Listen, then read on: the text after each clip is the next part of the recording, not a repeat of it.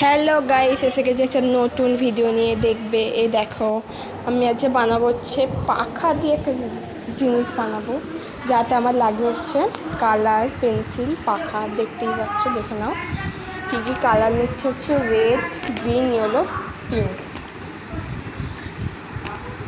তোমরা অন্য কালারও ব্যবহার করতে পারো। আমি নিয়েছি সব কালার, এবার কোনটা কি লাগবে আমি জানি না, ডিজাইনটা করবো সেহেতু। পেন্সিল তো লাগবেই, পাখা তো মেনলি পাখাটাই দরকার, আর লাগবে হচ্ছে আঠা আর A4 বা কাগজ, যে কোনো সাদা, লাল, ইয়েলো। আমি 3 রকম কালার নিয়েছি, এবার যেটা মন চাই আমি সেটা দিয়ে করবো। এই দেখো, আমি পাখাটা সাদা পেপার দিয়ে করে নিয়েছি।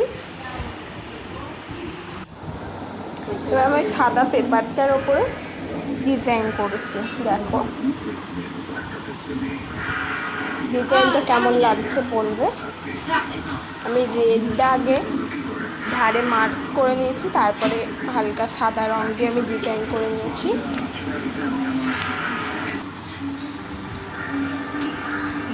দেখো পুরো এবার পাখাটা রেডি করেছি আমি। দেখো কেমন লাগছে। আমি পিঙ্কটা ইউজ করিনি, কারণ আমার ঠিক পছন্দ হয়নি, তাই ইউজ করিনি। কেমন লাগছে পাখাটা বলবে,